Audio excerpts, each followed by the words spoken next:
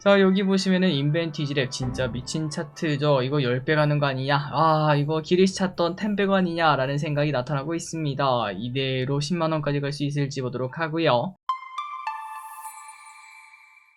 네, 안녕하세요. 주식은 역시 기리기리 새기리십니다. 안녕하세요, 기리분들. 저 4일짜리 연휴를 앞두고 오늘 하루 증시가 잠시 열렸습니다. 그러다 보니까 증시는 눈치 보기를 보여줬죠. 오늘의 경제 소식 진짜 빨리 보고 끝내보도록 하겠습니다. 같이 공부하시죠. 렛츠 기리. 첫 번째입니다. 마이크로소프트와 메타의 호실적. 자, 지난번 미국 증시 좋았습니다. 나스닥 1.5%나 올랐고요. 엔비디아 3% 상승, 마소, 메타 7%, 4% 올랐습니다. 실적이 좋았다고 하죠. 하지만 그 반면 퀄컴 같은 경우에는 아쉬운 가이던스 발표에 오히려 8%나 하락하면서 조금은 양극화되는 모습을 나타냈고요. 그리고 테슬라는 어제 우리가 봤던 대로 CEO를 새로 찾는다 이런 썰이 돌면서 하락하는 모습을 나타냈는데, 하지만 이사회 의장은 전적으로 사실이 아님 이렇게 말을 하기도 했습니다. 그리고 일라이 릴리도 호실적을 내긴 했거든요. 하지만 주당 순위 가이던스 하향과 미국 내 최대 처방약 급여 관리업체인 CVS에서 제파운드 보험급여를 7월부터 제외한다라는 소식에 마이너스 11%나 하락을 했습니다. 참고로 여기에 대해서 이해가 안 가시는 분들이 계실 것 같은데요. 간단하게 설명드리자면은 일라이 릴리는 제파운드라는 약을 팔고 있습니다. 비만약이죠. 그리고 이 비만약은 위고비랑 경쟁을 하고 있는데, 그런데 이 비만약이 비싸잖아요. 그렇기 때문에 보험급여가 필요한데, 하지만 위고비는 계속 준다라는 얘기를 했지만 제파운드는 7월부터 제외한다. 그러면 사람들 뭐 맞을까요? 맞습니다. 위고비를 맞겠죠. 그러면서 주가가 크게 급락하는 모습이 나타났습니다. 그리고 장 마감 후 애플과 아마존도 실적을 발표했는데요. 두 기업 모두 시장 예상치를 웃돌았으나 오히려 하락하는 모습. 애플은 실적은 잘 나왔으나 관세로 인한 비용이 크다라는 소식에 급락했고, 아마존은 2분기 가이던스가 시장 예상치를 충족하지 못하며 하락했다고 합니다.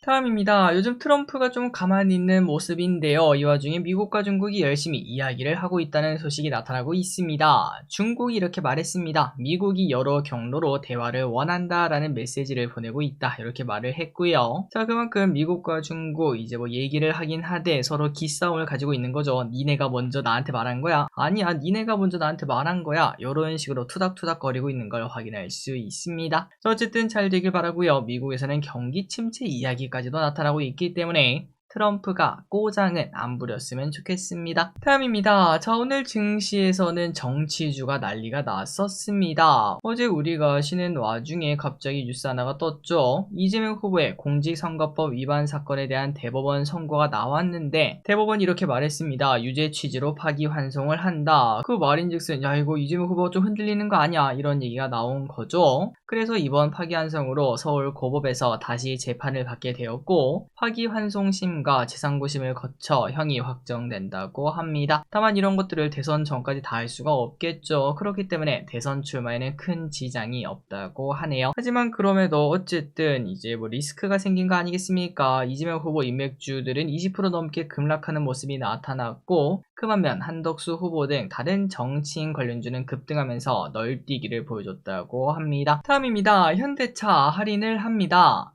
현대차 할인 소식이 떴습니다. 가정의 달을 맞아서 아이오닉6는 600만원, 아이오닉5는 500만원, 소나타 그랜저 산타페 등 200만원 할인을 한다고 하는데요. 그래서 아이오닉6의 실구매가는 3,124만원까지 줄어든다고 하고요. 보조금이랑 다 합쳐서. 그리고 그랜저도 3,993만원에 구매할 수 있다고 합니다. 자, 가면 갈수록 이러한 할인 정책은 커질 것을 예상을 해볼 수 있겠습니다. 그리고 할인이 커지면 커질수록 현대차의 주가는 바닥을 다질 수 있다라고 볼 수 있겠죠. 개인적으로 현대차를 이제 만약에 산다면은 일단 지금 당장은 현대차를 사기는 어렵고 오른쪽으로 기어가는 기간이 좀 있어야 되지 않나 라는 생각을 해봅니다. 다음입니다. LG엔솔 투자 의견 매수로 상향. 2차전지 대장인 LG엔솔 DS투자증권은 투자 의견을 매수로 상향 조정을 했습니다. 목표가 40만원 제시. 그리고 그 근거는 하반기 회복 기대감이라고 하는데요. 지금은 상황이 좋지 않지만 하반기에는 유럽 공장 가동률 회복을 기대한다고 합니다. 자, 다만 2차전지에 대한 시각은 좀 갈리는 모습입니다. 다른 증권사는 목표가를 하향하는 모습도 나타내고 있습니다. 결국 2차전지는 이제 누군가가 서프라이즈를 내면서부터 시작이겠죠. 그렇기 때문에 조금 긴 호흡으로 올해 안에 저점이 있을 수도 있다. 요 정도 생각으로 접근하면 될 것 같습니다. 만약에 그 저점 잘 찾는다면 큰 기회는 될 수 있겠습니다. 다음입니다. 비만약이 요즘 핫해요. 요즘 글로벌 제약사들의 움직임이 빠르다고 합니다. 특히 비만약에서 주사제가 아니라 경구용에 대한 집중이 커지고 있다고 하는데요. 자, 그러면은 경구용 비만약 우리가 예상할 수 있는 게 뭐가 있는가? 일단 두 가지가 있다고 합니다. 노보 노디스크는 경구용 세마글루타이드를 허가 신청을 했다고 하고 일라이 릴리도 먹는 비만 치료제 오포글리폰의 허가를 신청한다 이렇게 말을 했다고 하죠. 그리고 이 약들은 노보 노디스크는 빠르면 올해 말, 일라이 릴리는 빠르면 내년 말 정도에 나올 수 있다고 하는데 그래서 그런지 요즘 우리나라에서 경구용 비만약 관련주가 급등하는 모습입니다. 자, 여기 보시면은 인벤티지랩 진짜 미친 차트죠. 이거 10배 가는 거 아니냐? 아, 이거 길이시 찾던 10배 아니냐? 라는 생각이 나타나고 있습니다. 이대로 10만원까지 갈 수 있을지 보도록 하고요. 그리고 펩트론도 정말 뜨거운 모습입니다. 다음입니다. 미국 우크라 광물협정 체결. 여기도 드디어 체결을 했습니다. 벌써 한 달도 넘게 얘기가 나왔던 부분인데요. 드디어 체결했네요. 미국 우크라 광물협정이 체결되었다는 소식. 정확히 이게 뭔가 봤더니 미국은 우크라 재건을 위해서 특별 재건 투자 기금을 조성하는 역할을 받는다고 합니다. 그리고 그 반대로 우크라는 미국에서 광물 투자 우선권을 부여하는 게 주요 골자라는 소식. 자, 그런데 이걸 보면은 옛날 우리가 역사를 배웠던 기억이 납니다. 1900년 전이죠. 이제 1896년 그쯤에 그때 고종이 러시아로 도망간 아관파천이라는 걸 한 적이 있었는데요. 하지만 러시아는 그때부터 여러 가지를 요구했습니다. 내가 너 숨겨주니까 이것저것 다 내놔 라고 하면서 삼림 채굴권, 광산 채굴권, 그 다음에 또 금강도 탈탈 털리고 철도 부설권 이런 것들을 전부 다 넘겨준 적이 있었는데 지금 우크라가 딱 미국한테 이렇게 털리고 있는 게 아닌가 라는 생각이 듭니다. 우크라 입장에서는 많이 아쉬운 소식이죠. 다음입니다. CCTV 대규모 공연 기획 중. 오늘 증시에서는 중국의 CCTV가 하반기 K-POP 아이돌을 초청해 대규모 한중 합작 공연을 기획 중이다 라는 단독 보도가 주목을 받았습니다. 관련 문건에 따르면 대도시 6곳에서 순회 합작 공연을 진행할 예정이며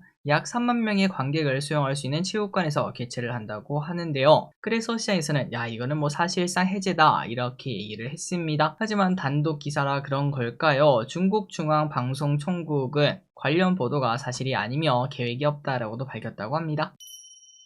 다음입니다. SK텔레콤 위자료 50만원 내놔라. 이번 SK텔레콤 해킹 사건에 대해 집당 소송을 준비 중인 로피드 법률사무소에서 SK텔레콤의 50만원 위자료 지급을 청구하는 지급 명령 신청서를 제출했다고 합니다. 다만 해당 절차는 집단 소송이 아니라 집단 소송이라는 법적 절차를 개시하기 위한 조치라고 하는데요. 그렇다면 이 로피드 법률사무소가 뭐하는 곳인가 봤더니 작년에 환경호르몬 악의 역조와 관련 제조사를 상대로 승소를 이끌어낸 곳이다 보니까 이번에도 SK텔레콤 상대로 한번 싸워보겠구나 이러한 기대감이 나타나고 있다고 합니다. 참고로 해외에서는 비슷한 일이 생겼으면 어땠을까요? 한번 해외 사례를 살펴보자면 미국의 T모바일에서 2021년 개인정보가 대거 유출된 적이 있었는데 그때 당시에 소비자들에게 인당 최대 3,200만원의 보상을 한 적도 있었다고 합니다. 과연 우리나라는 어떤 식으로 진행이 될까요? 개인적인 생각으로는 이제 좀 시간이 지나면서 흐지부지 되고